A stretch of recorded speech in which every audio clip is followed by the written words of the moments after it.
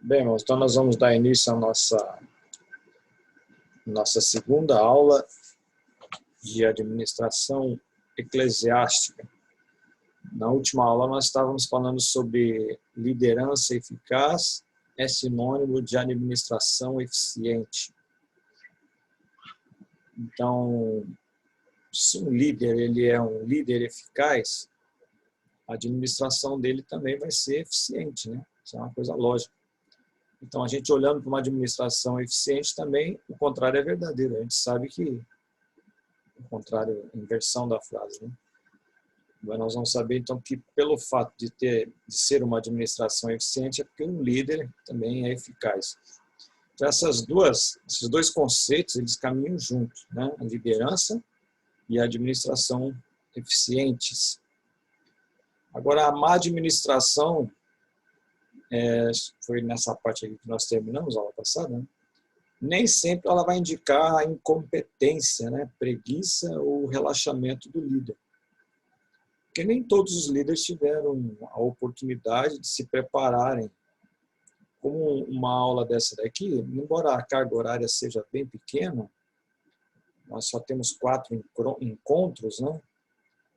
E mais ou menos umas 2 horas e pouco de cada encontro.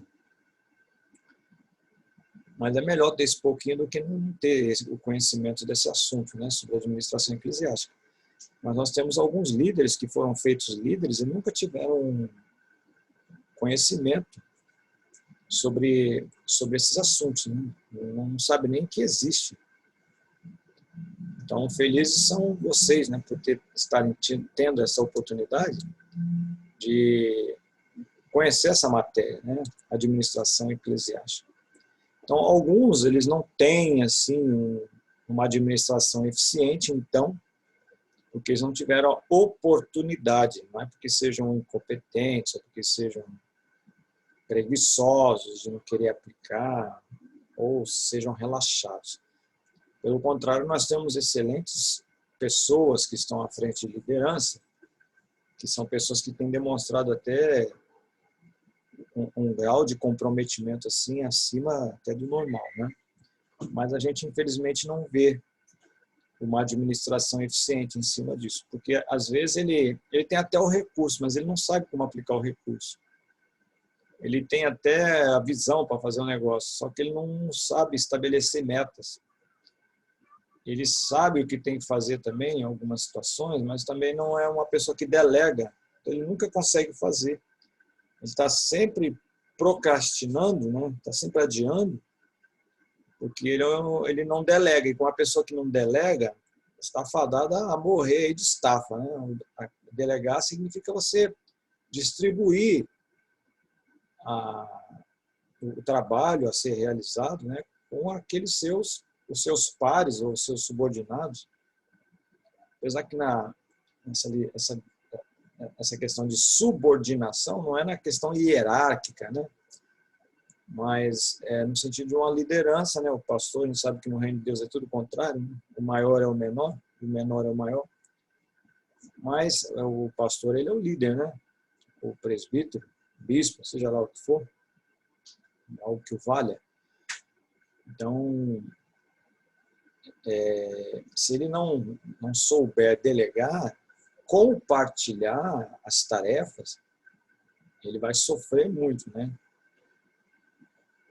E a gente não pode negligenciar também a casa, né? Às vezes a obra absorve tanta pessoa que não tem tempo nem para cuidar da casa dele. E a Bíblia, a palavra de Deus nos diz que o obreiro tem que cuidar bem da sua casa, né? Se não cuidar bem da sua casa, como é que vai cuidar da obra de Deus? Então ele tem que saber fazer essa administração, essa divisão do tempo. Então, não é às vezes por relaxamento, mas é por desconhecimento de técnicas que o líder não teve oportunidade.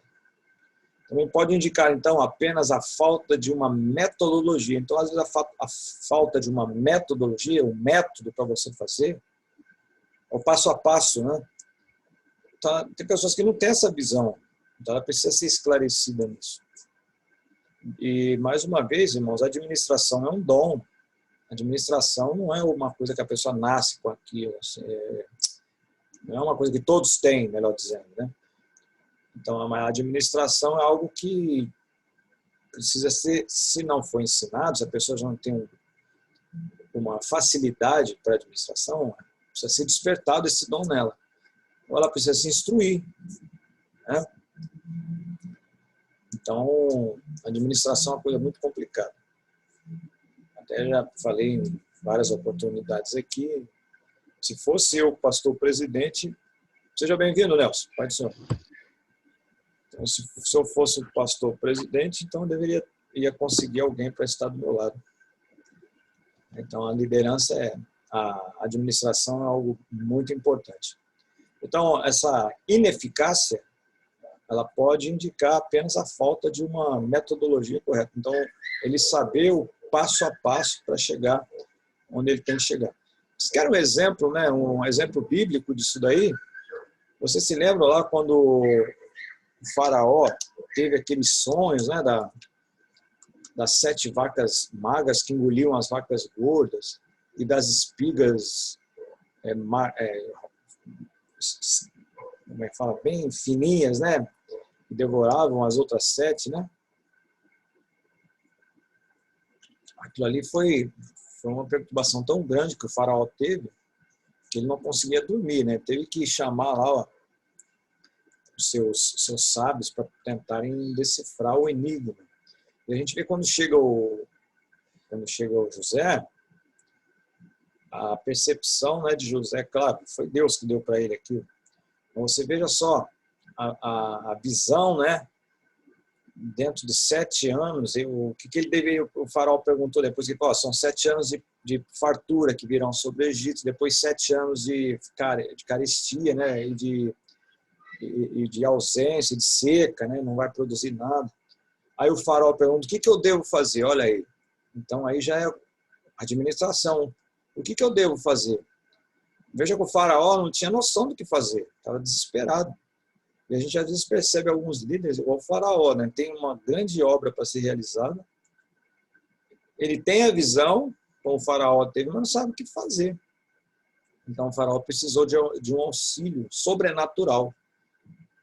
E sabendo-se que a obra de Deus, a igreja, é uma obra de cunho sobrenatural, né? Ela está aqui na Terra, estabelecida, ela tem um CNPJ, ela tem um endereço, mas fora isso, a igreja também ela é uma instituição mística, né? Ela é o corpo de Cristo. Então nós temos a igreja ali constituída pelos membros que estão arrolados no hall de membros, que é a igreja terrena, né? Está ali registrada, a institucionalizada, que é a igreja militante. E dentro dessa igreja militante nós temos também junto delas a igreja triunfante, né? Que é aquela que vai estar lá para sempre na glória.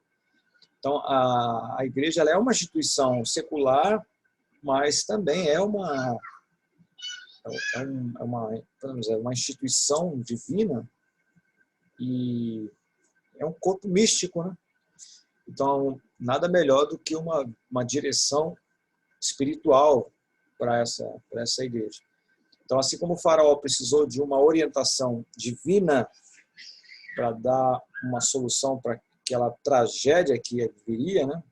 Seriam 7 anos de bênção, mas depois 7 anos de tragédia, porque seriam 7 anos de seca. Ele não sabe o que fazer. Então, vai José, e capacitado pelo Espírito Santo de Deus, ele dá ali, ele vem com o passo a passo, que foi aquela metodologia. O que ele tem que fazer? Olha, você vai fazer isso, manda colher todo o trigo, os cereais e pega todo espaço que tiver no Egito e transforme isso no armazém e que se pague o quinto, né? Quando fala de pagar o quinto lá, eu me lembrei do Brasil na época do ciclo do ouro, né? Que 1/5 ia para Portugal. Interessante que depois que estabeleceu o quinto, começaram a achar ouro no Brasil, né? Porque até então ninguém achava ouro, mas achavam, mas, né, mandrake diziam que não achava, porque Portugal, antes da lei do quinto, né, estabeleceu o quinto, Portugal tinha uma lei que dizia o seguinte: se você está no Brasil, se você achar uma mina de ouro, a mina é de Portugal. Então, o que aconteceu? O pessoal achava ouro, mas não falava nada, pegava o ouro para si. Aí Portugal falou assim: não, vocês podem ficar com a mina para vocês, a gente só vai querer o quinto. Aí começaram a achar ouro, quer dizer, o ouro já sabia onde é que estava, né? Mas não foi o caso de José. Então, José trouxe uma orientação, ele fez um passo a passo, uma metodologia para que o Egito e todas as nações, né, que viessem a depender do Egito, vieram, inclusive a família de José, eles pudessem administrar esses 7 anos de bênção, a fatura desses 7 anos, e não deixar faltar nesses outros 7 anos de carência de material, né, de seca. Então, amados irmãos, então nem sempre essa falta de liderança eficaz ou de uma administração eficiente, ela vai refletir numa preguiça ou incompetência. Pode ser exatamente um despreparo, né, do líder. Então, a boa administração se faz necessária em todas as áreas da nossa vida. Então, eu acredito que se nós nos empenharmos nessa matéria aqui, eu também, principalmente porque eu estou passando para vocês essas informações, que às vezes a gente ensina alguma coisa e não aplica aquilo na nossa vida. Isso aí não adianta nada, né?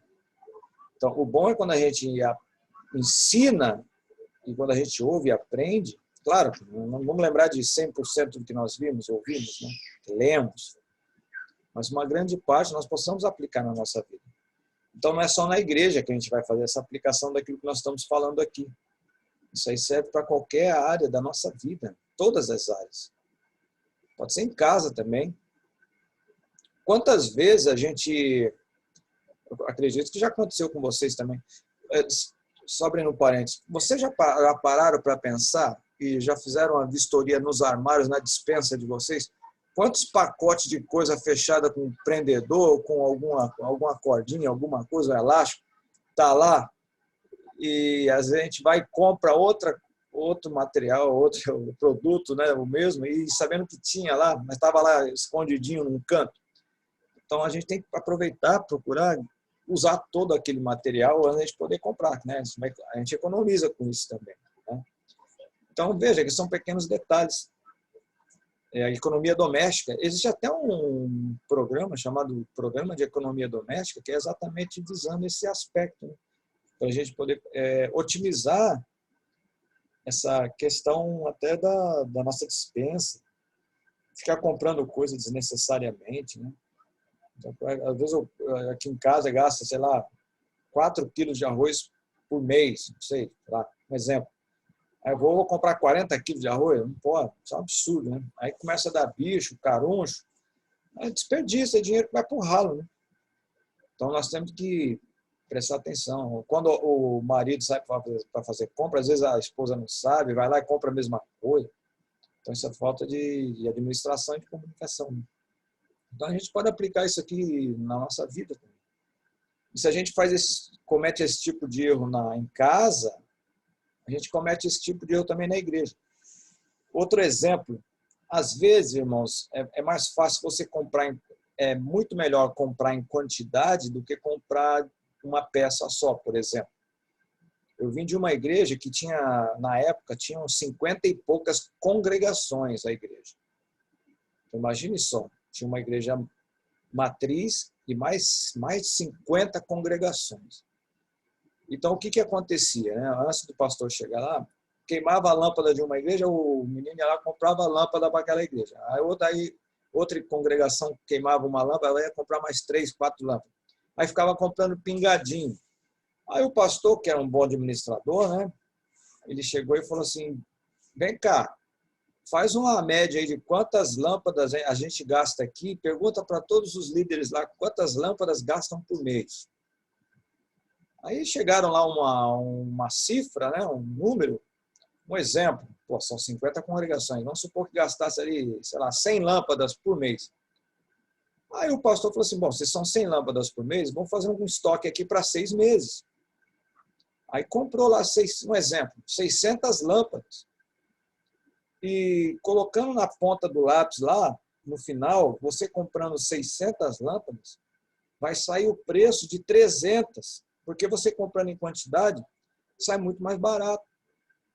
Então, irmão, isso é um tipo de administração isso também, entendeu?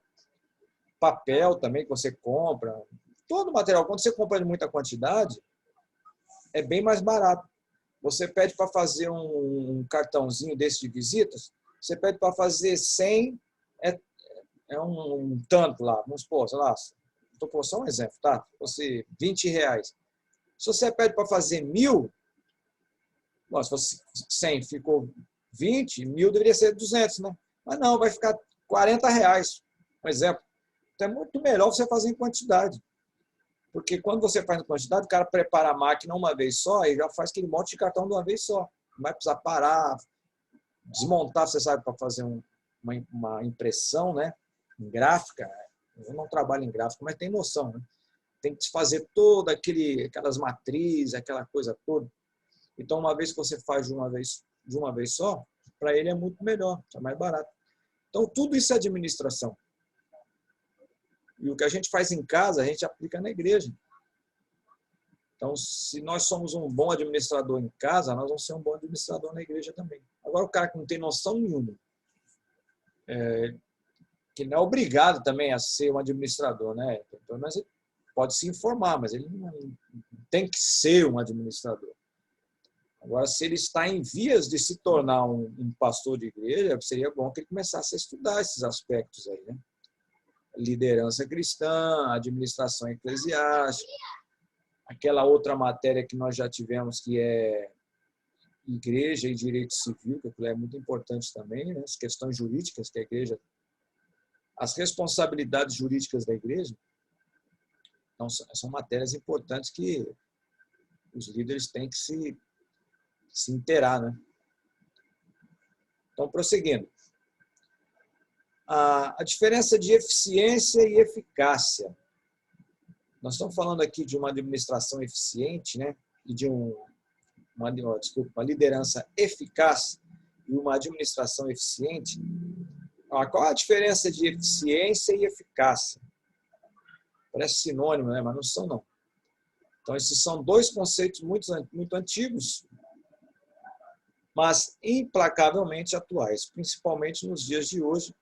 Não compreendê-los, ou, o que é muito pior, confundi-los, provoca, sem dúvida, grandes danos à performance, aos seus resultados.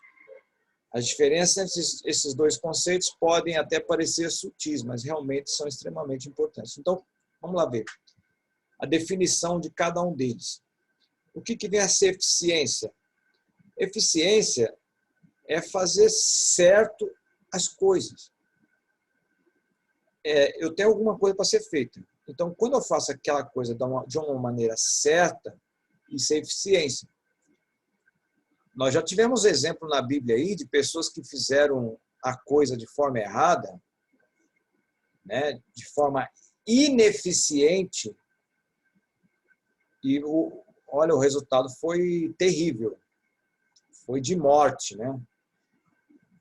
Você se lembra quando Davi quis trazer de volta a arca, né, para Jerusalém? A arca estava mais de 20 anos na casa de Abinadab. Aí chegou o dia de colocar aquela arca no lugar de novo, né? No lugar dela, onde deveria estar. Aí havia uma maneira eficiente, correta de fazer a coisa, de carregar a arca. Qual era a maneira? Tinha uma tribo lá em Israel, dos levitas, né? E dentro da tribo dos levitas tinha uma família dos chamados coatitas. Estes eram os responsáveis por carregar a arca no ombro. Se lembra? Aí o que aconteceu? Ao invés de eles fazerem a coisa de forma eficiente, da forma correta, a Bíblia nos diz que eles colocaram a arca em cima de um carro novo, um carro de boi, repetindo lá o que os filisteus tinham feito quando roubaram a arca, depois devolveram, na época lá de Eli. Eles roubaram a arca, né? Depois eles devolveram a arca em cima de um carro de boi. Aí tinha a arca e tinha uma caixinha lá com 5 ratos de ouro e 5 hemorroidas esculpidas em ouro. Eu nunca vi hemorroida esculpida em ouro, mas lá está escrito que deve ser uma coisa feia, né, Luciano? Já pensou uma hemorroida esculpida? Está escrito lá. De repente, para tirar a praga lá daquelas 5 nações lá dos filisteus, né? Aí devolveram aquela arca em cima do carro de boi, aí o Davi achou que deveria repetir lá, copiar os filisteus, né? Ah, vamos fazer da moda dos filisteus, aí. O problema é a gente querer copiar o mundo. Nós sabemos a maneira certa de fazer a coisa, mas nós queremos dar uma inovada. Ah, o filisteu fez, não aconteceu nada, vamos fazer também. Não aconteceu nada, entre aspas, porque eles estavam debaixo de praga, lá de maldição. Né? Tinha gente morrendo, gritando, gemendo lá de dor. Provavelmente tenha sido aquela tifo, né? Ninguém sabe que tipo de doença foi, fora as úlceras, né? Os tumores, que eram, algumas versões dizem hemorroidas, eu acredito, foi mesmo, é coisa horrível isso, né? Bem, mas aí o que aconteceu? Davi, bota em cima do carro de boi, botar em cima do carro de boi novo, aí no meio do caminho, o pessoal pulando, se alegrando, falando em mistério, né? Se fosse nos dias de hoje, até que no meio do caminho o boi tropeça, meu irmão. Os bois tropeçaram, a carroça deu uma chacoalhada, a arca escorregou, parece que ia cair. Aí os filhos do Abinadab, um tal de Aiô e Uza, né, Uzá, foi escorar a arca. Né? O que aconteceu? Morreu torrado na hora. Aí houve um grande clamor, Davi ficou angustiado, não levou mais a arca para onde tinha que levar, deixou na casa lá do Obed-Edom, né? Que nem judeu era. Ficou lá, interessante, ficou 3 meses na casa de Obed-Edom, os 3 meses que a arca ficou na casa de Obed-Edom, a Bíblia diz que foram 3 meses de bênção na casa de Obed-Edom. Né? Não vai entender, as coisas da Bíblia assim bem... Mas, enfim, a tragédia foi que morreu gente por causa dessa ineficiência. Existe a maneira certa de fazer. Então, eficiência é fazer certo as coisas.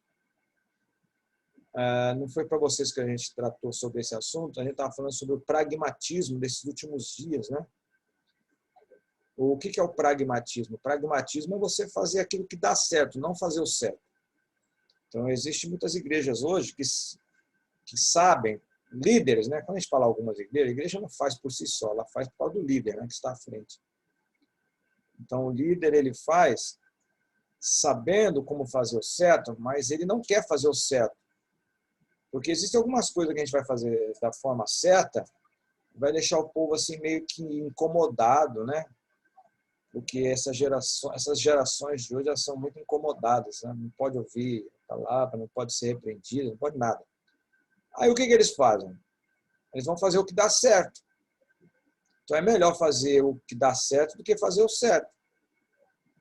Se você for fazer o certo, a igreja esvazia. Mas se você fizer o que dá certo, a igreja enche. Você vai nessas igrejas neopentecostais aí, elas estão saindo pelo ladrão. Mas são pessoas que a igreja está cheia de gente vazia. Porque na maioria delas, não vou dizer todas, né? Mas numa grande maioria delas, não tem estudo da palavra, eles não conhecem doutrina bíblica, não tem escola bíblica dominical, né? É só oba-oba, é só manifestação espiritual, nem sabemos que tipo de manifestação tem ali, né? São vários escândalos que a gente tem visto aí, a gente não precisa nem frequentar lá para saber. Essas coisas chegam até nós por outros que estavam lá e filmaram, né? O cara pulando em cima do outro, fazendo outro de cavalinho, uma louca lá, rodando com uma espada na mão, segurando uma criança. Gente, é uma coisa assim que só misericórdia. Né? Mas a igreja está cheia. Estão fazendo o que dá certo, não o certo. Eu gosto muito daquela passagem de Paulo para Timóteo, né? Timóteo, Zele pela sã doutrina. Olha lá o que você vai ensinar, em outras palavras, né? Para que salve tanto a ti quanto aqueles que te ouvem. Existem muitos líderes por aí que já estão perdidos, e estão colocando a perdição também aqueles que estão ouvindo, que estão ensinando a... Isso quando ensina alguma coisa, né? A maioria desses cultos aí, dessas reuniões, não vou chamar de culto, que nem Deus está nesses lugares aí, mas nessas reuniões aí o que mais se fala é em dinheiro, em sacrifício, né? Toda vez que se fala em sacrifício, é dinheiro, você tem que deixar lá. Quanto mais sacrifício você fizer, mais dinheiro você deixar, supostamente mais bênçãos vão receber. Bom, então eficiência é fazer certas coisas. E eficácia são as coisas certas. Tá? Então o resultado depende de fazer certo as coisas certas. Então também não adianta você fazer certo as coisas erradas. Né? Não vai dar, não vai ter um resultado eficaz, né? Ou eficiente. Então nós temos que fazer certo as coisas que nós sabemos que são certas. Ainda que estas coisas certas venham até esvaziar a igreja. Quando eu falo esvaziar, tá? Não é para deixar a igreja vazia. É que não vai estar bombando como outros lugares aí. Mas aqueles que são de Deus vão ouvir a palavra de Deus, né? Quem não é, vai procurar outro lugar. E às vezes, irmãos, é melhor que esse povo vá para outro lugar mesmo, né? Do que ficar perturbando na nossa igreja. Esse povo não quer nada com Deus, né? Infelizmente. Então,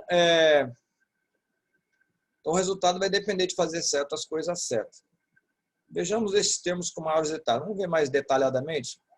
Eficiência, então, é fazer certo. E o meio para se atingir um resultado é a atividade ou aquilo que se faz. Né? Então, o meio para se atingir um resultado, eu quero atingir um resultado. Então, o meio para atingir isso é fazer, né? É fazer aquilo que deve ser feito. Eficácia é a coisa certa. É o resultado, o objetivo, é aquilo que se faz, isto é a sua missão. Então, a minha missão é a minha eficácia, é a eficácia daquilo que eu vou fazer. Agora, falando na área de treinamento, né? Vamos trocar esse treinamento aí para ensino da palavra, no caso da escola bíblica dominical, não deixa de ser um treinamento. Né?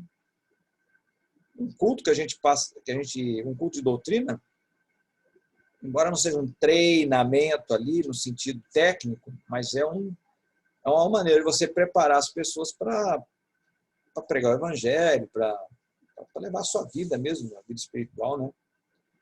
Então, qual seria a missão na área do treinamento, na área do ensino? Vamos usar essa palavra. A resposta natural podia ser treinar pessoas, reciclar, desenvolver ou algo parecido. Certo? Aí vai dizer, não, está errado. Perceba que as respostas estão representadas por verbo que dirige-se à ação. Portanto, refere-se àquilo que se faz, ou atividade ou meio para atingir o resultado. Então, olha só, meus irmãos. Esse resultado, né, que a gente chama de missão, qual que é o resultado de um ensino na escola dominical? É eu deixar pessoas aptas, prontas, para fazer aquilo que se espera, né? Para atingir o objetivo que a gente quer. Para fazer a coisa certa, né? Para ter uma eficácia, fazer a coisa certa. Então, esse é o objetivo do treinamento. Esse é o objetivo do ensino. Então, dentro da administração eclesiástica, nós não vamos falar só das questões, a administração eclesiástica é só da questão administrativa do prédio, pagar a conta d'água, ver se a torneira está funcionando, mas a administração eclesiástica, ela vê tudo, né? Até essa questão aí de eficácia dos seus objetivos, como igreja que nós temos, né? A gente, quando vai fazer um trabalho na vida secular, você vai fazer o cálculo para saber como que você tem que pagar esse trabalho aí, você tem uma equação chamada homem-hora, né? Ou seja, quantas horas e quantos homens você vai precisar para fazer para executar aquela missão, né? Para executar um trabalho, seja lá o que for. E não é errado a gente usar isso. É claro que a gente não está falando questão de dinheiro aqui dentro da igreja, né? Mas nós precisamos ter esse tipo de conhecimento, esse entendimento, né? Esse indicador, melhor dizendo, né? Homens, hora e treinamento, né? Então, nós temos que pegar pessoas, ver em quanto tempo a gente consegue preparar para uma missão. Por exemplo, esse seminário que vocês estão fazendo aí, são 3 anos, né? São 3 anos esse curso aqui. Então, veja, vocês estão num processo, né, de treinamento. Qual é o objetivo? O objetivo é formar obreiros, pessoas aptas para o reino. Então, nós temos aqui homens, horas e treinamento, né? Então, são pessoas, sejam você, o material humano, tem do lado de cá, que são os que estão ensinando vocês, né? Tem o tempo, que são as horas, e tem a matéria, que é o treinamento que vocês estão recebendo aí. Então, para medir o resultado de treinamento, quando se está medindo apenas seu esforço, ou seja, você fica no desenvolvimento da ação, na nossa saída. Desculpa. Porém, na prática, utiliza-se com frequência o indicador de homens, horas de treinamento para medir o resultado de treinamento quando se está medindo apenas o seu esforço, ou seja, a sua eficiência no desenvolvimento da ação, mas não a sua eficácia. Então, seguindo. Para ficar mais claro, vamos a outro exemplo. Essa questão de missão. O que é missão, né? Qual é a missão da área de manutenção de ar-condicionado? Você tem uma empresa, pode ser até na igreja, uma igreja que tem aquelas máquinas lá de ar-condicionado. Vamos supor que você estabeleça ali uns 2 irmãos ali para fazer essa manutenção do ar-condicionado, né? Qual é a missão da área de manutenção de ar-condicionado? Você contratou aqueles 2 irmãos lá para quê? Né? Aí tem aqui uma colocação, né? Mais uma vez a resposta natural seria, eles estão lá para consertar o ar-condicionado. Esses irmãos estão aqui, é a nossa ideia, né? Eu vou botar aqui, esses 2 irmãos vão tomar conta do ar-condicionado. Qual é a função deles? Eles conhecem tudo de ar-condicionado. Então, a minha visão, tá? Uma visão errada. Quando o ar-condicionado quebrar, os irmãos vão lá e consertam. Não seria essa o certo, o que a gente pensa? Eu também penso assim. Eu pensava, né? Mas não, irmãos, a ideia de você ter um grupo de manutenção, a própria palavra está dizendo, manter, né? Claro que consertar também é manter. Mas quando a gente fala de manutenção de ar-condicionado, a gente não está esperando que o ar-condicionado quebre. Esses irmãos vão estar lá para impedir que esse ar quebre e pare de funcionar. Porque se eu ficar esperando o ar-condicionado quebrar, vai chegar uma hora que vai ter reunião e não vou poder usar o ar porque quebrou. E os irmãos estão consertando. E às vezes tem problema de ar-condicionado que você não resolve em meia hora, né? Aí tem que buscar uma peça, trocar compressor, quem quer da área aí sabe. Né? Então a função do grupo de manutenção não é consertar, também é. Mas principalmente fazer com que o ar não quebre. Então, por isso que tem a manutenção preventiva, tem a manutenção corretiva, né? Quem trabalha em empresa aí sabe que tem até aquela chamada SMP, né? Sistema de manutenção periódica, né? Um negócio desse aí, SMP. Todo equipamento tem lá uma tabelinha que você, de tanto tempo em tempo, tem que fazer uma vistoria, tem que trocar um óleo, não é assim? O Luciano, que foi motorista de autoridade aí, sabe, aquele carrão, aquele Mercedes lá, tinha que controlar o negócio do óleo lá. Já pensou deixar um motor daquele fundir, meu irmão? Já era. É verdade. Tinha que controlar, né? Então, no carro, a gente faz isso no carro. Sabe que um óleo aí tem óleo de 5.000 quilômetros, óleo de 10. Eu não vou esperar chegar a 10.000 para trocar o óleo. Ah, mas pastor, mas é de 10.000. Mas 10.000 é o máximo, né? Então, se você quer dar uma vida longa ao motor, você vai trocar bem antes. Ou você, parece que tem um tempo, ou se troca em 5.000 quilômetros ou 10.000, depende do óleo, ou em 6 meses. Vamos supor que em 6 meses você não andou 5.000 quilômetros, mas em 6 meses você tem que trocar o óleo também. O que acontecer primeiro é o que você tem que fazer, né? Vamos supor que você conseguiu rodar 5.000 quilômetros em um mês. Então, vai ter que trocar, não. Você vai esperar 6 meses. Mas se você não conseguiu rodar 5.000 quilômetros, mas chegou lá 6 meses, você já rodou 3.000 quilômetros, tem que trocar, porque o óleo tem validade também. Então, na igreja, ou em qualquer lugar da nossa vida, por acaso aqui é a igreja, que é, né, a administração eclesiástica, mas na nossa vida geral, nós não vamos ter uma equipe de manutenção para consertar coisa que depois que quebra. Pelo contrário, nós temos que ter um grupo lá. Eu sou lá o líder da minha igreja, faço parte da equipe de manutenção. Ah, pastor, mas você não é o pedreiro, você não é o... Mas existem coisas que a gente pode arrumar, que a gente pode verificar, a gente pode impedir que aconteça de errado, né? De repente você está lá no banheiro, alguém... E o que mais acontece em igreja, né, irmão? Não sei na igreja de vocês, mas na minha lá parece é o demônio do papel higiênico, é o Exu da privada. Os caras pegam um rolo de papel e jogam dentro da privada, meu irmão. Que espírito de porco, né? Aí lá tem que desentupir um rolo já pensou? Aquilo lá incha, né? Aí entope aquele bagulho. Enfim, aí eu tô vendo aquilo, antes de dar descarga, eu vi que tá um negócio lá, vou lá e tiro. Então, é uma manutenção preventiva, porque se eu der descarga, o negócio vai entupir. Alguém pode chegar inadvertidamente, não, a criança não sabe disso, acha que a privada vai levar tudo aquilo, e não vai, né? Aí vai o outro irmãozinho lá, depois usa aquele negócio entupido, né? Aí fica aquelas toras, né? Rodando o rio Amazonas ali até, vai saber até quando, não é assim? Horrível. Então, a equipe de manutenção ela não existe não está lá mais para consertar, né? Mas é para impedir que a coisa se quebre. Essa é a visão. E esta é a missão. Mas se quebrar também, né?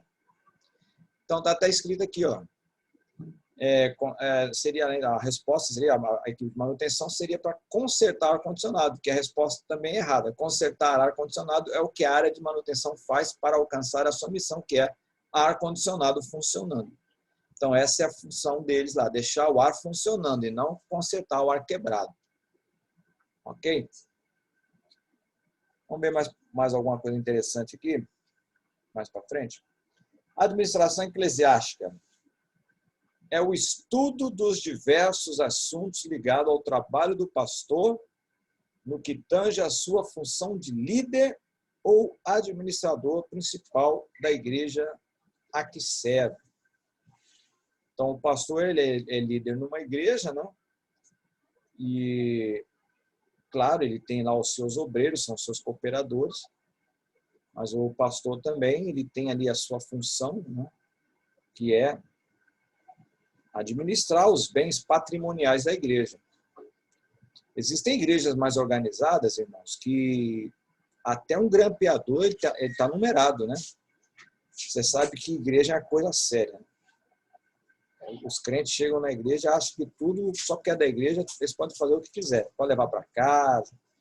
De quem é essa guitarra aqui? É da igreja? Ah, vou levar para casa. Tá? Diz o pastor que eu vou. Aí fica a guitarra lá, fica um ano, 2 anos. Mas cara, não tinha uma guitarra aqui que nós compramos, mas está na casa de fulano. Mas com ordem de quem que essa guitarra foi para lá, né? Então, às vezes, como o meu pastor sempre diz, né? Administrar é contrariar. Às vezes nós vamos arrumar muita confusão, tá? Porque o zelo, às vezes o zelo que a gente tem vai gerar algumas inconformidades em algumas pessoas. Então tem gente que é muito mal educada, são pessoas até aculturadas, tá? Não tem nada a ver uma coisa com a outra. Tem pessoas que não tiveram tanta oportunidade de estudar assim, mas são pessoas muito bem educadas. Agora tem gente aí que tem doutorado, que o doutorado nele é só um verniz. É uma pessoa muito mal educada, grossa, né? Egoísta, egocêntrico, horrível. E se descrente, né? E traz problema. Esses dias, não tem muito a ver com o que nós estamos falando aqui, mas todas as igrejas agora estão fazendo esse procedimento de higienização na entrada, né? Tem que medir o termômetro, né? Assim, na igreja de vocês também deve estar fazendo isso. Aí tem um irmãozinho que joga lá o álcool, né? Aí chegou uma família de um visitante lá, e eu não estava, não, me contaram. Aí parece que mediram lá a esposa, jogou um álcool, um filho também, um filho, não sei. Aí quando chegou na vez do varão, ele pegou e falou, mas vem cá, por que vocês vão fazer isso comigo? Eu também sou crente, não precisa medir minha temperatura. Mas o que tem a ver uma coisa com a outra, cara? Então, você está entendendo? Não está vindo para o culto, né? Olha com que espírito que a pessoa vem para a igreja. Então, já vem com o espírito de fight, né, de briga.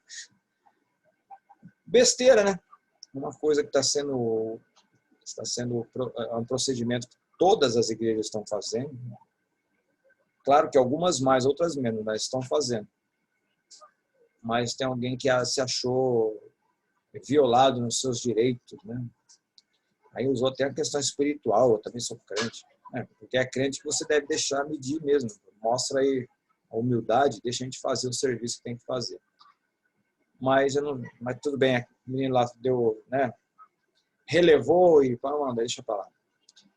Bom, então é o líder, né? A administração eclesiástica, então, é o estudo dos diversos assuntos ligados ao trabalho do pastor. Então, a administração eclesiástica ela é abrangente. Se você quer ser obreiro, meu irmão, então esteja preparado aí, porque é muita informação, né? A não ser que você queira ser aquele tipo de líder, né, que não está nem aí para nada, completamente desligado. Mas eu acredito que um líder verdadeiro, eu tenho certeza que é o caso dos irmãos, não vão ficar satisfeitos em somente de assumir um cargo e sem querer saber o que é que está acontecendo, né? Quais são as necessidades na igreja, não só as necessidades espirituais, mas também as necessidades materiais do templo, né, como instituição. Isso é tudo responsabilidade nossa. Nossa, me colocando aí como líder, né, como vocês também. Então, desde o início dos primeiros grupos sociais, a fim de conduzir bem os trabalhos, criou-se a necessidade de estabelecer uma escala de comando cuja função seria dirigir e gerir esses trabalhos coletivos. Então, numa cadeia, né, administrativa, para que não vire bagunça, tem que ter um líder. Isso aconteceu também na época de Jesus, né? Quando Jesus estava no seu ministério. Então, ele, como líder, você vê que Jesus ele delegou funções ali.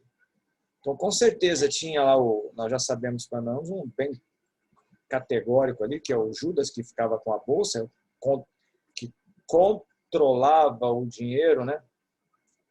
E controlava e metia a mão na cumbuca, lá, segundo lá João 12. Mas deveria ter outros grupos ali com funções específicas também, né? Devia ter ali, né? A gente não tem assim, claramente estabelecido na Bíblia, mas com certeza devia ter um grupo ali para cuidar mais dos pobres, né? Para visitar a viúva, devia ter, com certeza devia ter, né? Claro que ele está num momento de aprendizado, mas Jesus era o líder, então tem que ter uma escala de comando, alguém tem que estar no comando.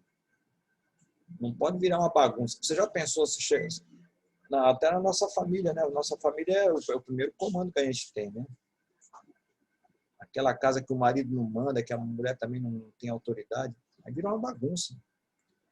Agora existem famílias em que o marido não assume a sua função e quem assume é a mulher. E a mulher acaba virando o homem da casa, né? Porque o marido é um frouxo. E olha, irmãos, é triste quando isso daí acontece com um líder de uma igreja, né? O homem é um frouxo, aí vai ser o líder da igreja, aí quem vai mandar na igreja? É a mulher, né? E a gente sabe de casos aí, né? E às vezes a mulher tem que assumir porque o camarada não quer. E agora, esse é um problema, né? Isso é um problema, não faz parte dessa matéria aqui. Poderia fazer parte do teologia pastoral, né? Mas é um caso, o homem tem que assumir o seu papel de homem, né? Então tem que ter comando. Ah, mas eu não gosto de mandar. Mas tu vai ter que mandar, meu irmão. Vai ser o pastor presidente. Ou vai ser o líder vai ser o líder lá de uma congregação. Você vai ter que assumir esse comando, é uma responsabilidade, né? Então, a igreja, ela é um agrupamento humano, que a igreja também tem um objetivo a ser alcançado. Então, ela tem um propósito também a ser atingido e tem um alvo a cumprir, um alvo para cumprir. Então, precisa de comando. Se não tiver comando, a igreja não vai chegar a lugar nenhum, né? Tem que ter comando. Então, embora possamos adotar alguns princípios da administração secular, não obstante, a igreja precisa ser norteada por outros princípios. Veja bem, eu que venho do militarismo, né? Então, a minha formação é militar. Eu não posso transformar a igreja num quartel, né? Tem outros aí que trabalham, de repente, numa empresa. E tem ali também uma cadeia de comando. Você também vai poder transformar a igreja numa empresa. Embora bem que algumas aí já viraram empresa, né? Os pastores têm até metas financeiras a atingirem, mas não é o nosso caso aqui. Então, embora a igreja, embora nós venhamos a aplicar, né, princípios de administração secular, porque isso que eu estou falando para vocês aqui de administração eclesiástica, isso aqui é usado também nas empresas, né? Só que com outros nomes, com outras características. Essa questão de comandos, de liderança, tudo isso aí tem nas empresas. A administração secular fala tudo isso aí que nós estamos falando. Administrar os bens, né? Cadastramento de bens, não deixar os bens saírem de dentro da instituição, isso aí faz tudo parte da administração secular, isso não é só da igreja. Só que a igreja, apesar de nós estarmos usando aqui algumas características da administração secular, a igreja ela é norteada por outros princípios, não só secular, mas principalmente por princípios espirituais, né? Por causa de quê? Por causa da sua natureza. A igreja tem uma natureza, é uma natureza espiritual. Então, a igreja não se confunde com nenhuma sociedade ou grupos éticos. Nós não podemos confundir. A igreja não é partido político, não é uma associação. A igreja não é clube do Bolinha. A igreja não é uma sociedade de encontro fraternal, né? Não é. Embora algumas tenham virado aí algo parecido, mas não foi para isso que a igreja foi estabelecida, né? A igreja foi um grupo de pessoas que foram tirados para fora para fazer a diferença. E existem algumas características, alguns princípios que norteiam a igreja, né? Que dão, quando a gente fala norteiam, são princípios que dão norte, que dão rumo para a igreja seguir, que não tem nada a ver com essas instituições fora a igreja, né? Que estão aí à nossa volta. Okay? Então, a sua corporalidade, organicidade, fraternidade e unicidade, consensualidade nascem, estruturam-se e perpetuam na regeneração em Cristo Jesus, o Criador da comunhão dos santos. Então, o que dá, que faz esse amálgama, que nos une na igreja, né? Não é o fato, eu faço parte do clube tal, eu tenho aqui uma carteirinha de sócio da associação tal, da federação tal. Não, nós não fazemos parte dessa modalidade de instituição. O que nos une aqui é exatamente a nossa fé, né?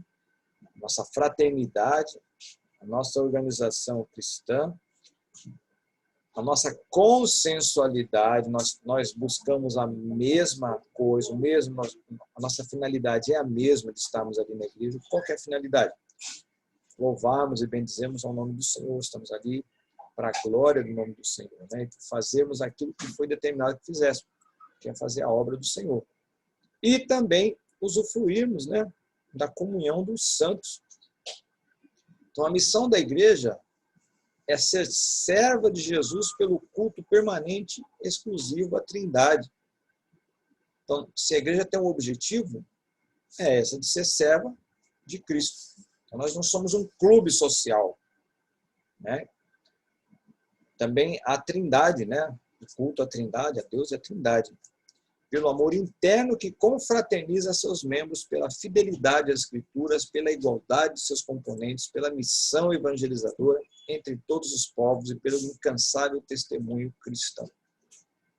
Então é isso que nos une, né? Então essa é a missão da igreja, estarmos unidos para tentarmos buscar esse mesmo objetivo. E essa chamada consensualidade, né?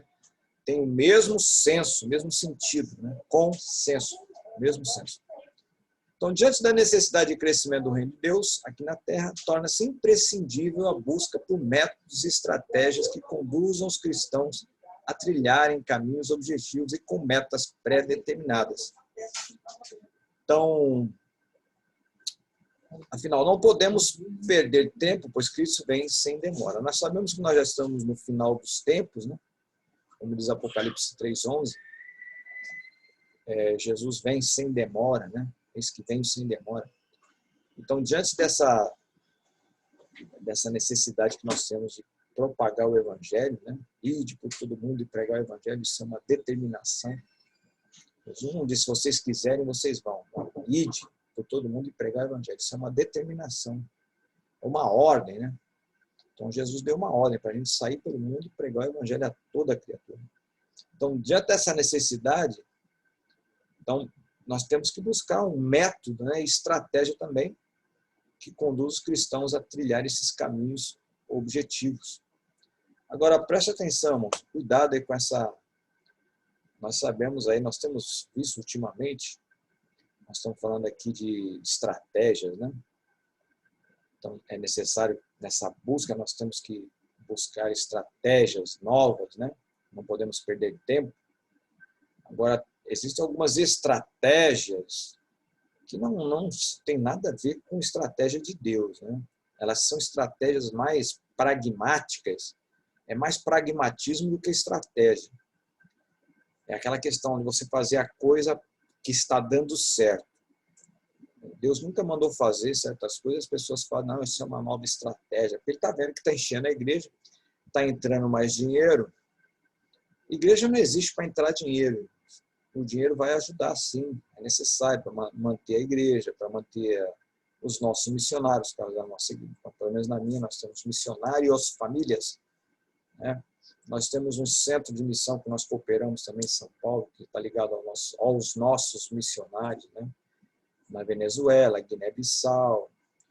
Nós temos um pastor que não é mandado pela igreja, mas a igreja tem uma responsabilidade moral com ele, que ele mora lá em Macau, na China, ele e a sua família, pastor Olímpio, né? Que ele foi da nossa igreja, mas não é mantido pela nossa igreja. A gente dá o suporte espiritual para ele também, né? Mas, enfim, é necessário dinheiro para a igreja, assim. Agora, a igreja não existe só para arrecadar dinheiro, né? O dinheiro não é o fim da igreja. Esse não é o fim. A igreja não existe por causa de dinheiro, né? Mas, infelizmente, em alguns lugares aí já é o que a igreja se transformou. Uma fonte de renda.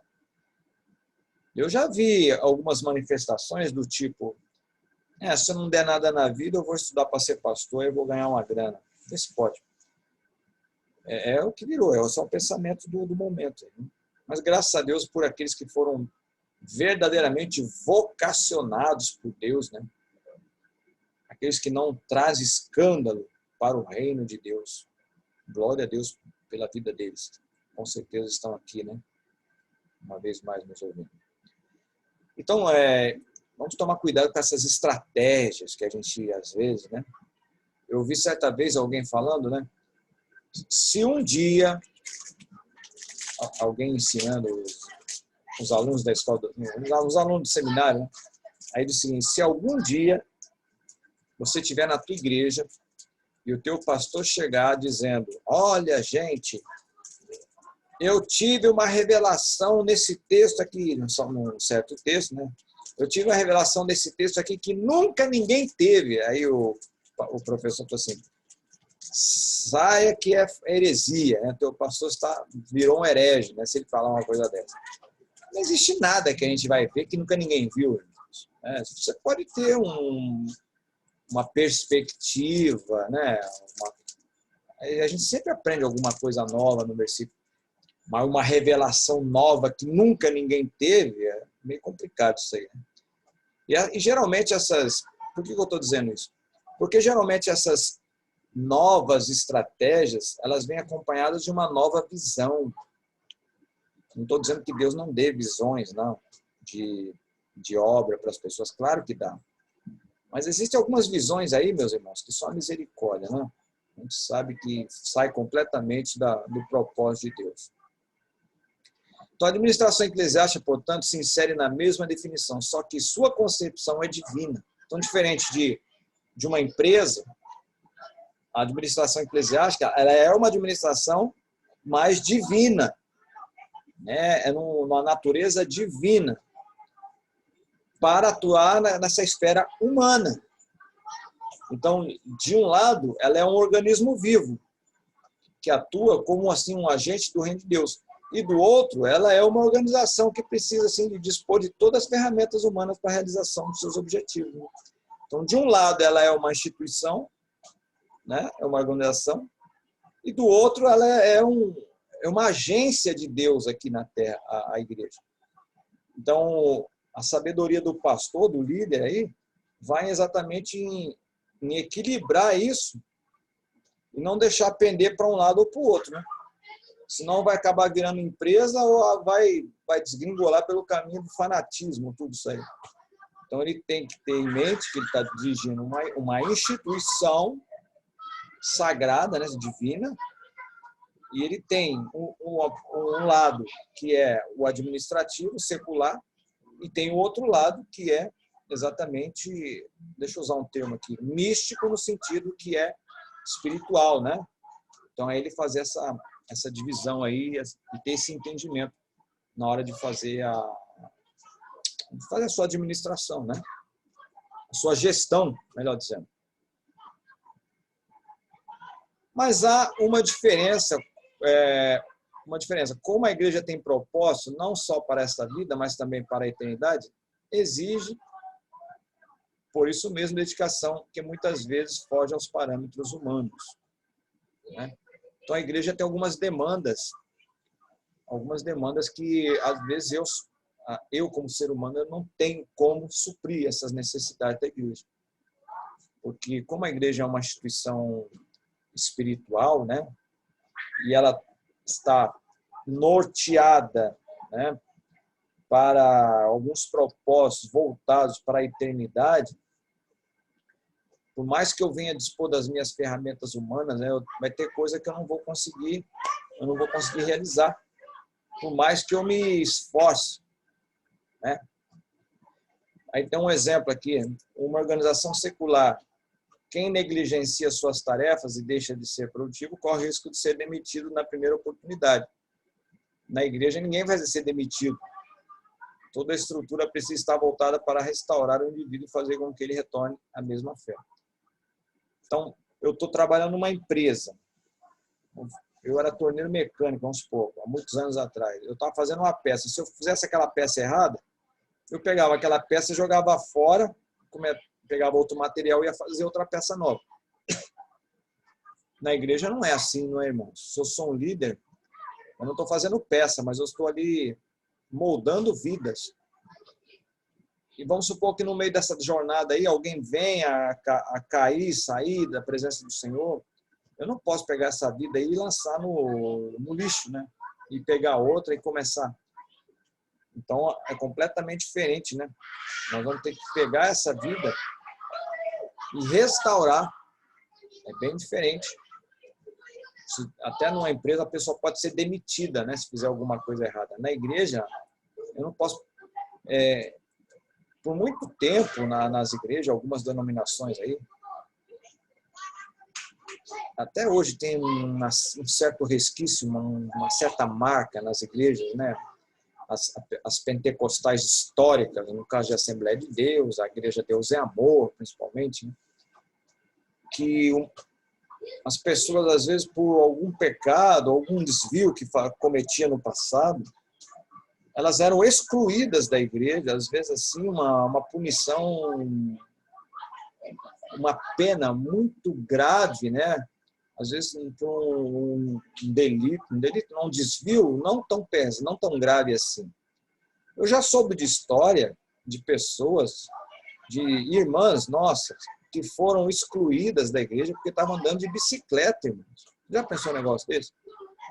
Outros que foram excluídos ou disciplinados porque estavam ouvindo rádio, vendo televisão.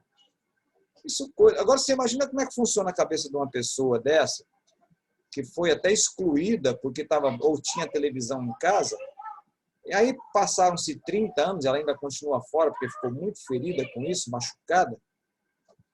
Aí ela vai ver aquele mesmo pastor que a disciplinou, que a excluiu, agora fazendo um programa na televisão. Como é que fica a cabeça de uma pessoa dessa, né? Ela, de repente, sei lá, Deus tem misericórdia que venha se arrepender, venha voltar, né? Mas qual o pecado de ter visto televisão? Então veja que, por muito tempo, alguns líderes, não todos, tá? Alguns líderes se valiam da sua autoridade, às vezes por questões pequenas, para muitas vezes jogar como uma empresa, né? Bania aquela pessoa dali, dava como é que fala aí, a demissão. Só que a demissão na igreja é chamada de exclusão, né? E às vezes é mais fácil você mandar a ovelha cheia de carapicho embora do que parar e ficar ali perdendo tempo e tirar um por um, né?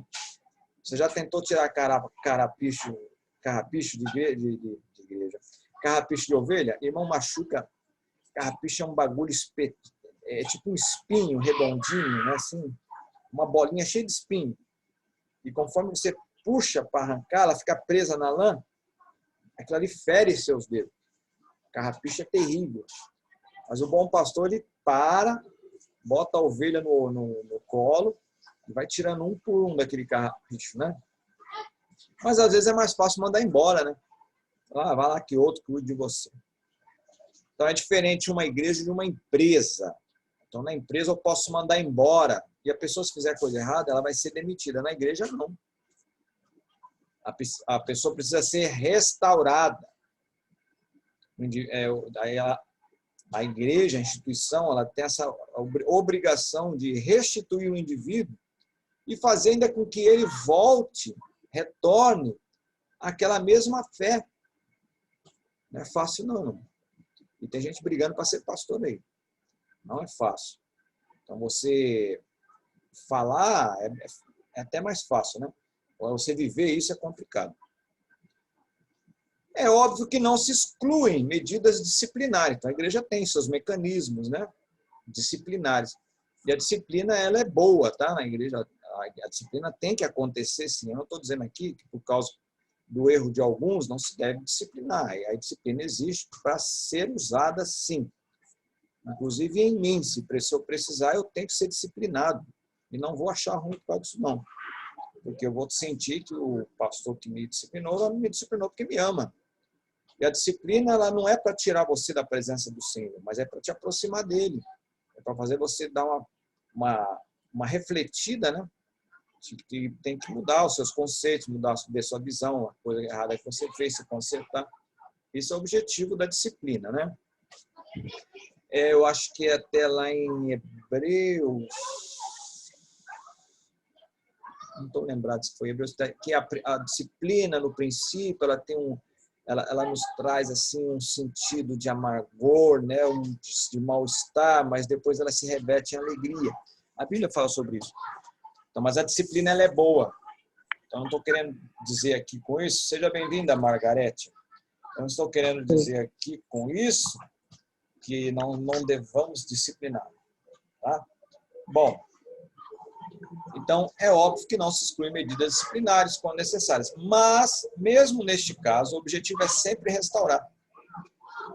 Então, eu não posso ser um líder tirano que vai usar a disciplina para ver a desgraça do meu próximo, para ver a desgraça do membro da minha igreja. Você vai ver, eu sou pastor, agora tu vai ver, só caiu na minha mão, miserável. Não é para isso que serve, né? Então, o objetivo é sempre restaurar. Nunca lançar no inferno. Você vê lá em João 3, 16, depois 17, né? Que o Filho do Homem não veio condenar o mundo, mas veio salvar o mundo. Né? A gente grava mais o João 3,16. O 17 é a sequência. Deus amou o mundo de tal maneira que deu seu Filho unigênito, para que todo aquele que nele crê não pereça, mas tenha vida eterna. Né? Não pereça, mas tenha vida eterna. O Filho de Deus não veio para condenar o mundo, mas veio para salvar o mundo. Então Jesus ele não veio condenar o mundo. Em nenhum momento Jesus condenou ninguém. Ninguém. Pelo contrário, até aquela mulher lá que foi pega em adultério, né? Que os judeus chegaram lá, jogaram ela aos pés de Jesus, Jesus escrevendo na terra lá. Falei assim, aí, ó, Senhor, foi pego em adultério, a lei manda apedrejar. Jesus falou assim, ó, manda bala. Pode começar, a partir de quem não tiver ou não tiver pecado, pode começar já a tirar a primeira pedra aí. Aí a Bíblia diz que começaram a sair ó, dos mais velhos, né? Os mais velhos é que tinham mais pecado. Né?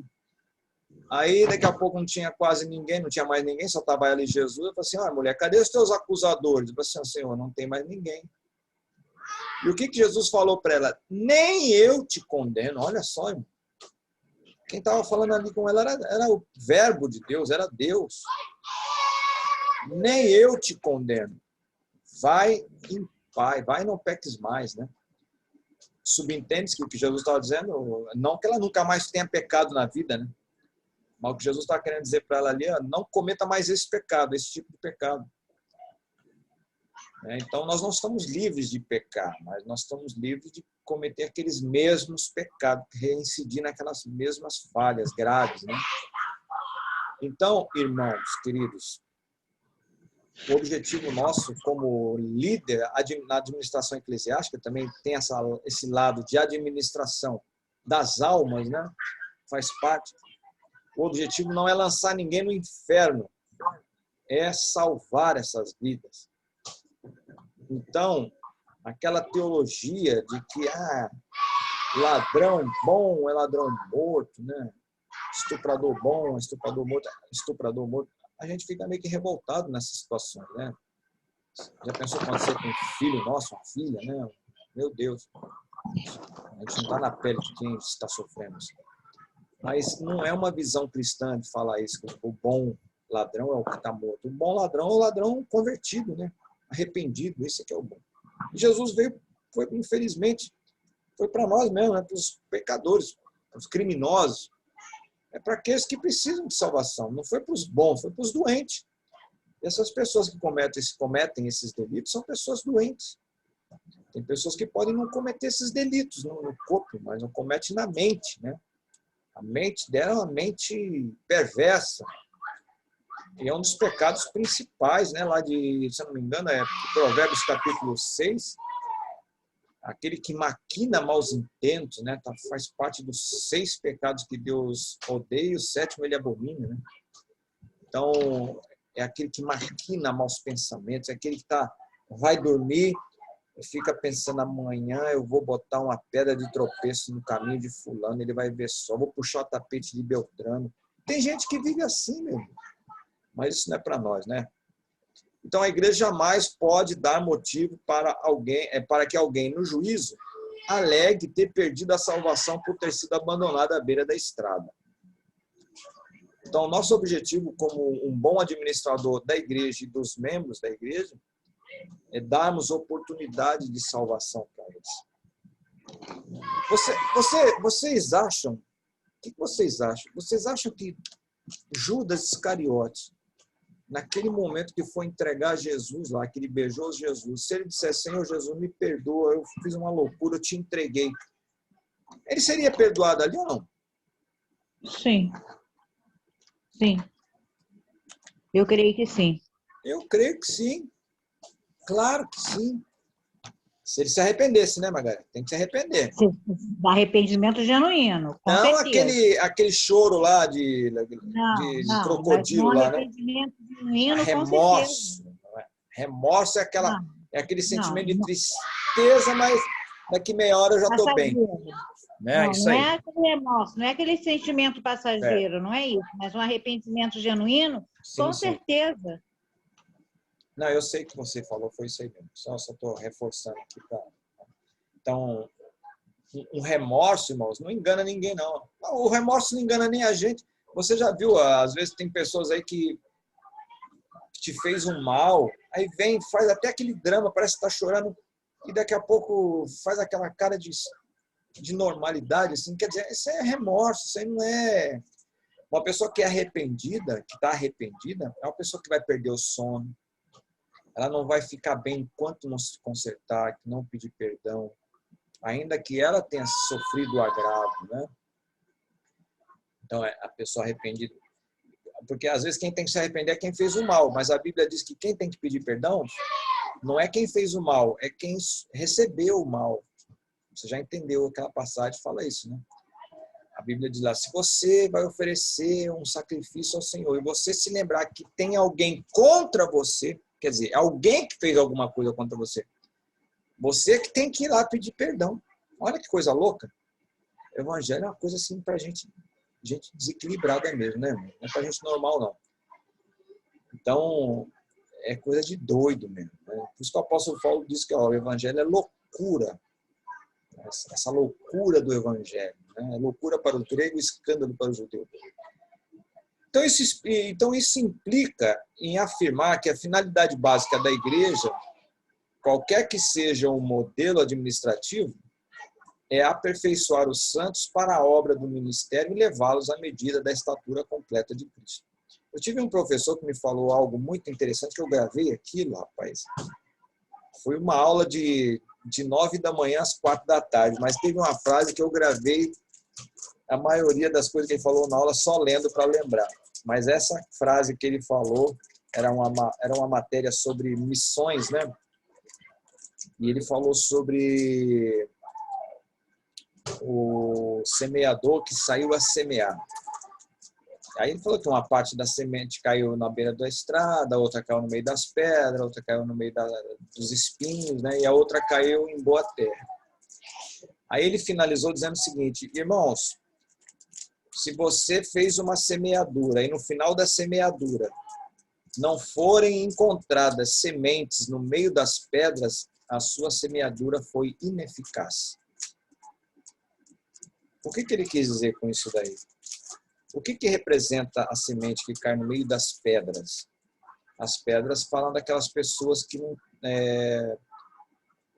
tem no meio das pedras, o que sobra de terra é só um veiozinho, né? Ela não tem estrutura para se estabelecer uma planta ali. Ela nasce, mas como não tem como crescer, porque a terra é rasa, ela morre e resseca. Há uma dificuldade, há uma barreira. Mas veja que caiu semente lá. Também caiu semente no meio dos espinhos. Espinho fala daquele lugar que já tinha terra, mas tinha impedimentos que feriam o crescimento e a planta não cresceu e também morreu. Mas veja que tinha semente lá. Assim como tinha semente na beira da estrada, lá no meio do caminho, né? Que as aves vieram e comeram. Essa não teve nem jeito de nascer, né? Que era o chão batido, até a semente não tem como germinar, né? A semente as aves vieram e comeram. E a outra caiu em boa terra, né? Frutificou a 30, a 60 e a 100 por 1. E ele dizia, então, que a semente, se no final do seu trabalho, da sua missão, que é o nosso caso aqui, né? É administração eclesiástica, mas é um viezinho que nós pegamos aqui para essa questão da obra da igreja, né? A obra missional da igreja. Então, se no final do processo você der uma olhada por onde você passou e perceber que não tinha semente no meio das pedras, a minha semeadura e a tua foi ineficaz. Sabe o que significa isso, irmãos? Nós não devemos escolher para quem nós vamos falar do evangelho. Ah, mas eu não vou falar para esse cara, não. Isso aí não vai receber a palavra, não. Fala. Porque o objetivo, irmãos, não é inferno. Nós acabamos de falar aqui. O objetivo da igreja não é levar ninguém para o inferno. Claro que, infelizmente, alguns vão. Não estou dizendo aqui que no final nós cremos num Deus universalista, né? que no final Deus é gente boa, no final vai salvar todo mundo. Não. A Bíblia diz que uns ressurgirão para a glória eterna e outros para a condenação eterna. Lá em Daniel, né?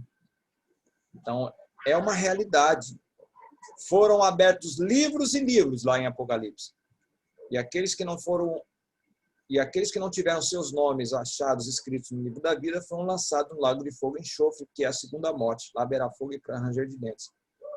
Então, lá, nesse lugar aí, é para onde vão ser lançados aqueles que não quiserem, infelizmente. Mas nós temos que praticar uma missão eficaz, que é lançar a semente em todos os terrenos. Ok? Professor, Pois não. isso me remete àquela fala que geralmente a gente, né, as pessoas praticam, né? Semear dentro da igreja, pregar para dentro da igreja, né? E esquece o eclésia. Né? Pregar para os servos é fácil, pregar para quem já conhece a palavra é muito fácil. Né? Vamos pregar para aqueles que precisam ouvir a palavra, para aqueles que não conhecem a palavra. O eclésia é para os de fora. Né? E aí é que é o semear nos espinhos, nas pedras, né? Na terra árida. E é assim que a gente vai fazendo a obra missionária da igreja, né? Exato. Aquela ordem, né, lá de Mateus 28, ide por todo mundo, pregar o evangelho, no original grego, aquele sentido do ide é indo por todo mundo, pregar o evangelho. Ou seja, não é que você tem que ir. Jesus estava dizendo, enquanto você estiver indo, seja onde for, então não é, eu não vou pregar porque eu não sou missionário. Então ele acha que o id é só quando ele for mandado para a missão. Né? Tem até alguns hinos aí, id, né? Tem até uma missão id, que é a missão id, que é uma agência missionária, né? Que manda e envia missionários. Mas o id ali não quer dizer que é para você esperar a hora que Deus vai decidir que ele vai te mandar. Aí um dia ele vai te mandar e falar, ide, Margarete, agora, chegou a hora. Não. A hora é desde a hora que nós aceitamos a Jesus. Então, ele está dizendo, indo, no original, tá? Não estou dizendo em português. No português é existe o id. Mas no original, o significado do id ali seria, enquanto você estiver a caminho, para onde você estiver indo, você faça a obra, prega. Pegou o ônibus, tiver alguém do seu lado, trocar uma conversa, leva para Jesus. Né? Tá lá no teu trabalho é lugar de trabalhar, não é lugar de ficar fazendo culto, né?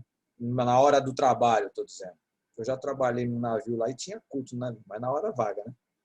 Mas surgiu a oportunidade, fale. E outra, a gente às vezes não precisa nem falar, irmãos. Só a maneira de nós nos portarmos, nós já estamos pregando com a nossa vida. Às vezes as pessoas que estão à nossa volta, que nem nos conhecem, né? De repente a gente chega num setor de trabalho, um emprego novo que a gente começa, ou enfim, em algum lugar, as pessoas vão dizer assim, você é Bíblia, né? Você é crente, não é?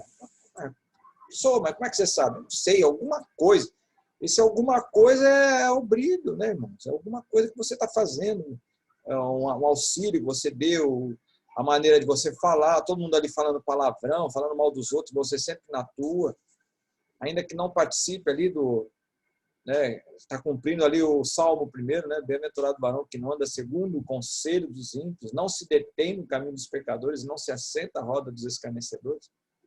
Né? Então você está na tua ali, né, sem se envolver com aquelas fofocas, aquelas coisas todas de trabalho, enfim, seja lá o que for. Então as pessoas elas vão identificar em você que você é diferente. Isso é importante. Ok?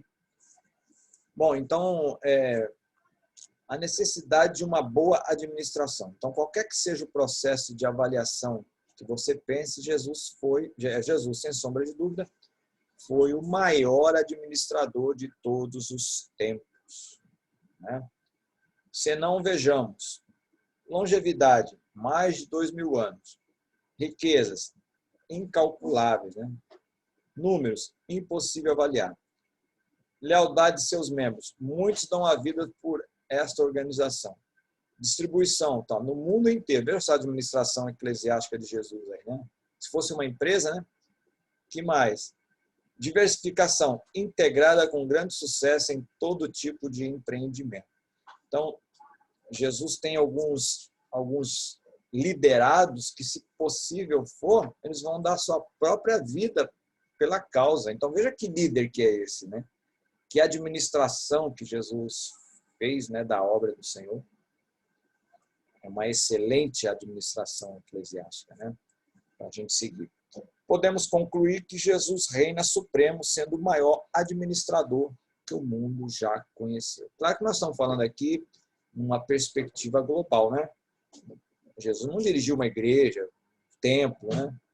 Tanto é que Jesus não parava, não tinha como Jesus frequentar. Nem o templo de Jerusalém Jesus não frequentava, né? Com frequência. Ele ia lá de vez em quando, né? Mas, num aspecto global, se fôssemos tratar, né, o evangelho como uma empresa, né, como uma instituição, então Jesus ele é imbatível. Não tem ninguém que foi mais administrador do que Jesus. Foi o maior administrador que o mundo já conheceu. Se você, meu irmão, realmente deseja ser bem-sucedido, estude, aprende e aplique os princípios de Jesus. Uma empresa qualquer só será bem-sucedida se tiver uma boa administração. O mesmo acontece com a igreja, com os nossos lares ou com outro empreendimento qualquer. Então, para que uma empresa, né, ou igreja também, seja bem-sucedida, ela vai ter que ter uma boa administração. Você já viu que, quando nós falamos aqui me ocorreu aqui agora, sobre a delegação de responsabilidades na igreja? Você já pensou um pastor ter que preparar a mensagem do domingo à noite? Ter que estar pronto para ouvir uma família, um casal que está com problema na família ali, né? Ele teve que fazer um aconselhamento. Aí alguém bate na porta na hora que ele está em reunião lá com esse casal, um pouquinho antes de começar o culto, bate lá, tum, tum, tum, tum. Não pode entrar. O que é? Pastor, o papel higiênico do banheiro acabou. Tu já pensou um negócio desse? Até o papel higiênico do banheiro o pastor tem que controlar.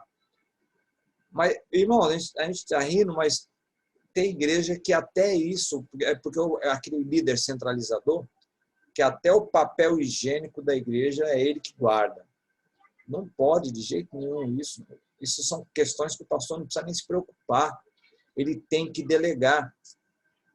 Eu vejo na minha igreja, é uma igreja média, né? Média para grande, e os obreiros lá, os diáconos, os secretários, a preocupação deles já, né? Já chega de manhã, já uns já faz o café, outros até compra pão na padaria, não é domingo de manhã, né? Às vezes tem também dia de semana, algumas vezes, até um queijinho aparece lá. Então, é um cuidado, né, com os irmãos que estão indo lá para a escola dominical. O cuidado no álcool gel, está sempre renovando ali, bota uma água lá para quem está pregando, né, lá em cima, quem está ensinando. Está sempre olhando a limpeza do templo, está sempre dando uma olhadinha no banheiro. Então, eu não vejo meu pastor mandando. Então, mandou uma vez só, ordenou uma vez só, já deu aquele chamado input, né?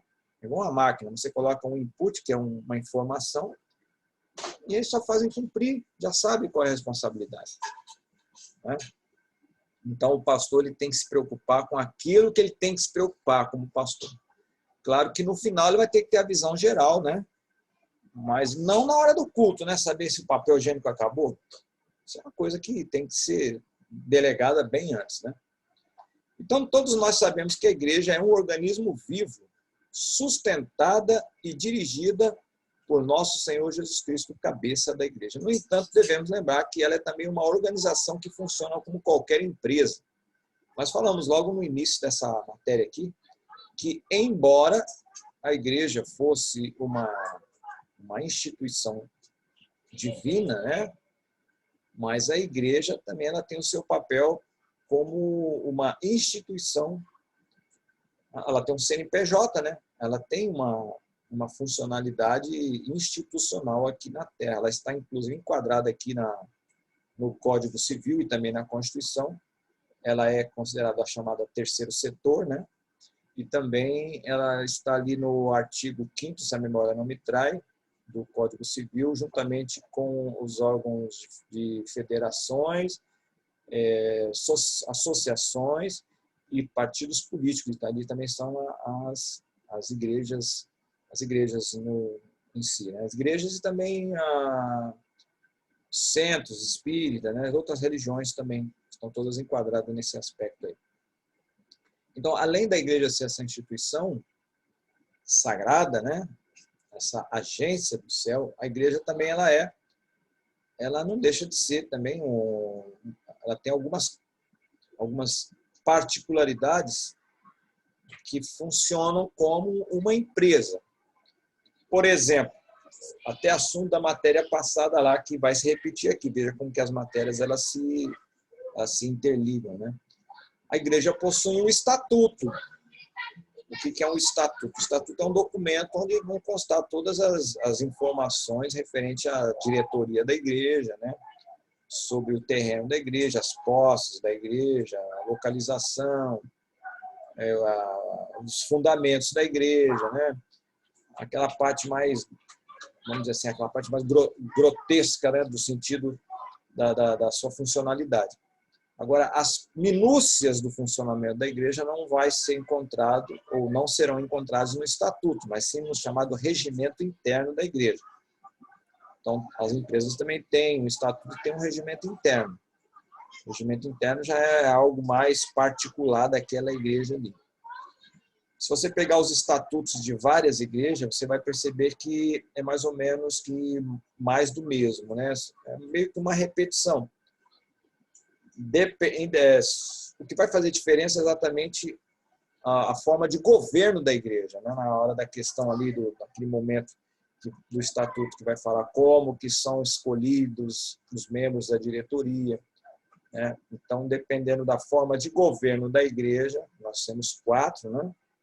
Nós temos a episcopal, que tem o pastor-presidente, nós temos a presbiterial, que é o caso dos nossos irmãos presbiterianos, que os membros da igreja constituem presbíteros que irão votar por eles, né, o presbitério.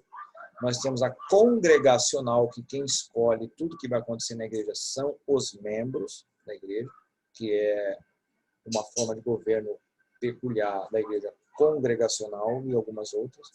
Nós temos a estatal, que a informação que temos que existe, acho que é a luterana lá na Alemanha, né? Então aí o Estado é que coloca ali coloca os líderes, né, religiosos e mantém a igreja também, ok? Então essa é a diferença maior que nós vamos ver nos estatutos, porque na maioria delas, salvo algumas questões doutrinárias, né, e algumas particularidades de cada uma delas, mas no bojo é mais ou menos a mesma coisa. Então, a igreja tem que ter um estatuto, a igreja possui empregados remunerados. Lembra que nós falamos naquela matéria passada, aquela coisa do mutirão?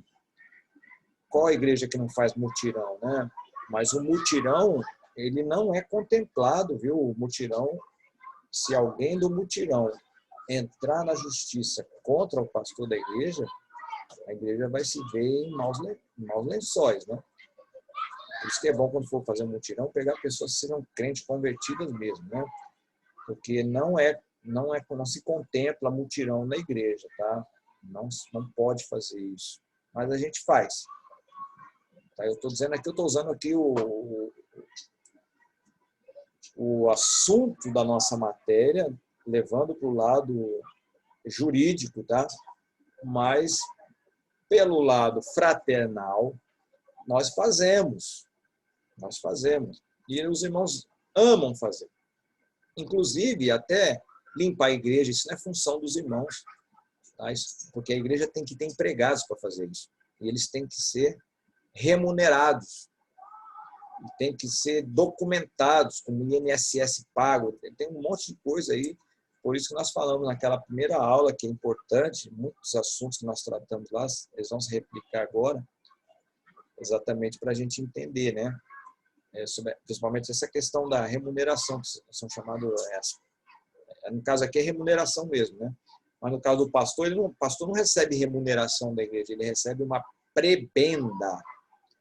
Prebenda é um dinheiro que a igreja caridosamente passa para o pastor, e ele assina lá o recibo da prebenda, e isso deve ser registrado, tá? Tem que ser arquivado esses recibos que ele assina, porque senão lá na frente, a gente não sabe o que pode acontecer lá na frente, ele pode dizer, eu trabalhei de graça para essa igreja há tantos anos, e o Ministério do Trabalho vai dar causa ganha para ele, pode ter certeza disso. E quem vai ter que arcar com as despesas é a igreja. Nós temos Professor, Pois não. o pastor ele não recebe uma remuneração, ele recebe uma prebenda, é isso? Prebenda. Prebenda. Em cima de que é calculada essa prebenda? Isso é decidido pela diretoria, pode ser decidido numa assembleia geral da igreja. Uhum. Chega-se a um valor, vamos supor, dependendo do tamanho da igreja, né? Estabelece-se lá, sei lá, 7 salários mínimos. Aí é levada para a Assembleia Geral da igreja. Tem que ter 50% mais 1 ou 2/3 representando ali na igreja. Entendi. Aí é colocada a pauta, né? Para assim, olha, a pauta aqui hoje é a seguinte, é sobre a prebenda do pastor. Nós chegamos aqui a um acordo, o pastor também concordou, e a igreja tem condições de pagar, o pastor ele vai estar integrado em tempo integral na obra, e a prebenda que a igreja vai dar para ele, né? Não pagamento, vai dar, né? Vai abençoá-lo, no caso, é de 7 salários mínimos. A igreja concorda. Quem concorda, um exemplo, o que geralmente é feito. Quem concorda fica sentado, quem não concorda pode se levantar. Aí quem tiver alguns 2, 3 que não concordarem, eles vão ficar em pé, vão ter algum momento. Pai, eu não concordo por causa disso. Tá, amém. O outro irmão ali também não concorda por quê? Eu não concordo porque ele é feio. Tá? Então cada um vai ter o seu motivo porque não vai dar prebenda. Mas a maioria concordou. Tá, então não é uma porcentagem, porque eu achei que fosse uma porcentagem sobre dízimo, sobre ofertas, alguma coisa assim. Não é um valor específico decidido em assembleia. Mais ou menos isso. Então, mas foi bom você falar isso. Mas esse valor, Margarete, se chega a esse valor em cima das entradas da igreja. Por exemplo, eu não posso pagar 7 salários mínimos para um pastor, presidente da igreja, por exemplo, se a minha entrada na igreja é de 5 salários mínimos, eu vou tirar esses outros 2 da onde? Uhum. Então, eu sei que você sabe, só estou falando aqui para ilustrar, tá? Mas no sentido assim, vamos supor que a minha igreja, um exemplo, né? Se entre lá todo mês 80 mil reais. Então, a igreja tem as despesas também. Né? Parece que é muito 80 mil, mas são 6 templos. Tem empregados para pagar. Tem os missionários que a gente mantém. E o dinheiro é mandado em dólar. Então, um exemplo. Aí o que sobrar, sobrou tanto. Sobrou desses 80, sobraram, exemplo, 35. Mas esse é a sobra, já pagou tudo, sobrou 35. Então, nós temos aí 7 mil, é o que a igreja vai pagar. Então, 7 mil, então nós temos condição de pagar. Então, 7 mil, tá? Eu estou falando 7 mil, 7 salários mínimos, mas 7 salários mínimos, mas tem igreja que paga 3, paga 2, paga 20, paga 30. Isso aí depende da igreja. Entendeu? Eu não vou dizer para você que o pastor não interfira nisso. Tá? Eu não vou dizer para você que ele não tem uma intervenção, um exemplo, de dar um palpite. De repente, a comissão lá, a diretoria, pode falar, pastor, quanto é que seria bom para o senhor?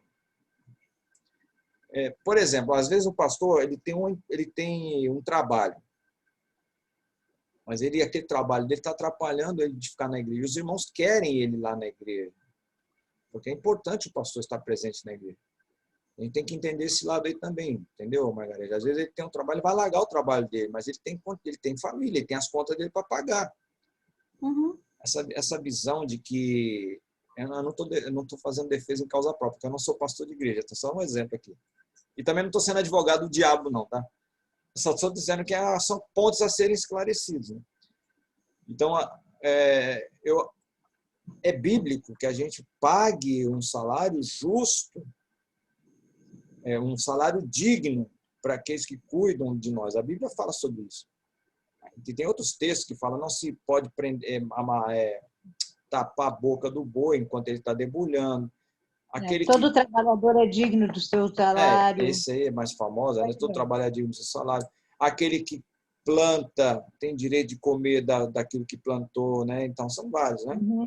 Aquele que nos ensina tem direito à porção dobrada. Veja só, a Bíblia fala sobre isso daí. Né? Mas é que eu falei para você, dependendo da igreja, às vezes o pastor, além de estar trabalhando, ele ainda tem que botar dinheiro dele na igreja. Eu já conheço um monte de que faz isso. Mas, por acaso, se ele é um pastor de uma igreja que já tem mais condições, ele largou o emprego dele, vamos supor, ganhava R$5.000 por mês. Aí ele está trabalhando. Aí a igreja, vamos supor que a diretoria se reúne e fala assim, pastor, nós não estamos achando legal o senhor ficar trabalhando e aqui na igreja. Aqui é complicado. Nós vamos fazer o seguinte, pastor. Quanto é que o senhor ganha lá na sua empresa? Eu ganho 5 salários mínimos, um exemplo, 4 salários mínimos. Aí vamos supor que a diretoria fala assim, nós vamos dar 7 salários mínimos para o senhor largar o trabalho e o senhor vir para cá. Veja que ele largando o trabalho, ele vai ter que pedir as contas, ele vai perder um monte de coisa, né? Vai perder lá aquele, como é que chama? Fundo de garantia, né? Porque quando pede, a não ser que faça acordo lá, né? Então, depende de muitas coisas, viu, Margarete? Mas o pastor acaba tendo uma certa intervenção. Eu acho justo, né? Dependendo se ele largou o trabalho dele para fazer isso aí. Eu não posso largar meu trabalho e ficar trabalhando de graça na igreja também. Não é justo isso, né? Eu com filho, com criança pequena. Agora, o que se faz, o que às vezes os líderes não entendem, é a diferença entre um salário para viver dignamente e um salário para viver regaladamente. Então, tem alguns que querem salário para viver regaladamente, não dignamente. Então, essa é chegar nesse equilíbrio aí de uma condição que a igreja possa assumir e também não venha a ser um salário escandaloso, né? Às vezes você está numa igreja com os irmãozinhos, tadinho. A maioria não tem condição nenhuma, chega lá o cara com a BMW lá, né? Entendeu? É isso que eu estou falando. Mas um homem de Deus não vai fazer isso. Né? Pelo contrário, ainda que ele ganhe um bom salário, ele vai ajudar muita gente. Né? Eu tenho certeza, a gente vê isso. Nós estamos falando de homens de Deus. Né? Mas são questões que tem que ser tratadas. Então, nada melhor do que essa matéria aqui, administração eclesiástica. Acho que é um bom momento para a gente falar sobre isso aí também. Né? Então, irmão, vamos fazer o seguinte. Nós vamos tomar um cafezinho. Daqui a pouco a gente volta, então, com a segunda parte